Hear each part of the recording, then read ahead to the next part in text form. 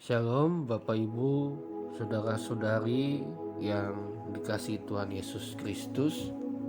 Hari ini Sabtu 29 April 2023, saya mengajak kita semua untuk mengikuti renungan harian yang dikeluarkan oleh Sinode Gereja Kristen Ekumene di Indonesia (GKO) dengan berpedoman pada pola pembacaan Alkitab 4M. Mari kita berdoa. Ya Tuhan Yesus yang baik, terima kasih untuk penyertaan-Mu sepanjang malam yang telah kami lewati. Di pagi ini sebelum kami melakukan aktivitas di sepanjang hari ini, kami memerlukan Tuhan hadir melalui firman-Mu, sehingga firman-Mu boleh menjadi penuntun dan pengarah bagi kami untuk berjalan bersama dengan Tuhan. Dalam nama Yesus kami berdoa, amin. Bapak Ibu, saudara-saudari yang terkasih, untuk merenungkan firman Tuhan di hari ini, saya, Pendeta Abraham Dotulung, bersama istri saya Ibu Tika dan anak kami yang pertama Anaya Dotulung, secara bergantian mengajak kita semua untuk menerima, merenungkan, melakukan, dan membagikan firman Tuhan dari kitab Injil Lukas pasal 24 ayat 33 hingga 34 dengan tema kaki bergegas. Tigan, opung, oma, opa, anti, angko, abang, kakak. Yuk baca firman Lukas 24 ayat 33 sampai 34. Lalu bangunlah mereka dan terus kembali ke Yerusalem. Di situ mereka mendapati ke-11 murid itu. Mereka sedang berkumpul bersama-sama dengan teman-teman mereka. Kata mereka, itu sesungguhnya Tuhan telah bangkit dan telah menampakkan diri kepada Simon. Untuk menggali lebih dalam firman ini, kita akan dituntun dengan 2 pertanyaan sebagai berikut. 1. Apa reaksi dari kedua murid itu setelah mengetahui tentang Yesus sudah bangkit dan menampakkan diri kepada mereka? 2. Berapa jumlah murid Tuhan Yesus di Yerusalem dan siapa yang tidak ada? Terima kasih kakak untuk pembacaan firman-Nya dan mami untuk 2 pertanyaannya. Kita akan melihat di sini jawabannya. Di sini kita melihat betapa bersemangatnya para murid. Hari sudah malam, tapi apa yang ingin mereka lakukan sekarang tidak bisa menunggu sampai keesokan harinya.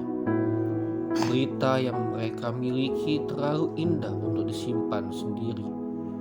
Mereka tidak keberatan melakukan perjalanan 11 km kembali ke Yerusalem, meskipun saat itu hari sudah gelap dan bukan waktu yang tepat untuk bepergian.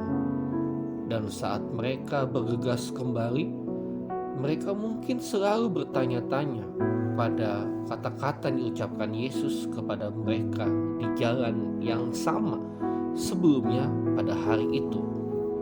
Mereka tidak sabar untuk menceritakan semua yang terjadi kepada murid-murid Kristus lainnya yang masih putus asa karena mereka belum melihat kebangkitan Tuhan. Pelajaran yang dapat kita petik dari murid-murid Emmaus sekarang adalah tentang betapa kita harus rela membagikan kabar baik tentang Kristus kepada orang lain. Marilah kita bersemangat membagikan Injil kepada orang lain seperti kedua murid ini, Kleopas dan temannya. jika saudara telah diselamatkan dan saudara telah mengalami kasih karunia Allah yang luar biasa dalam membebaskan dari dosa-dosa saudara, dapatkah saudara menyimpannya untuk diri sendiri? Bisakah saudara menunda untuk memberitahu orang lain tentang hal itu?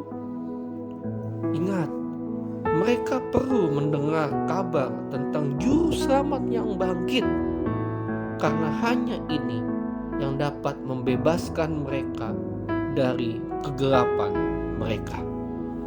Bapak, Ibu, saudara-saudari yang terkasih, ini akan menjadi saat yang tepat bagi kita untuk mendedikasikan kembali hidup kita untuk tujuan mewartakan Tuhan kita yang bangkit. Marilah kita mendedikasikan diri kita lagi untuk melayani Dia, untuk memberitahu orang lain tentang Dia, untuk mempelajari firman-Nya dengan rajin dan hidup dengan iman kepadanya. Dan semoga rahmat Tuhan yang bangkit membantu kita melakukan hal-hal ini sampai kita melihat Dia muka dengan muka. Mari kita melakukan firman ini. Kita memiliki kasut kerelaan untuk memberitakan Injil Kristus tentang kebangkitannya. Dan marilah kita membagikan firman Tuhan ini kepada teman, saudara, atau orang yang ada di sekitar kita, agar mereka menjadi alat Tuhan yang bergegas untuk memberitakan Injil. Mari kita berdoa. Tuhan Yesus, terima kasih untuk firman-Mu di pagi ini. Biarlah Roh Kudus memampukan kami untuk selalu memuliakan Allah dan meletakkan hidup ini dalam pertolongan Tuhan. Dalam nama Tuhan Yesus, kami menyerahkan kehidupan kami di sepanjang hari ini. Amin. Selamat pagi, selamat menjalankan aktivitas. Salam dari kami di Bintaro Jaya. Tuhan Yesus menyertai kita semua.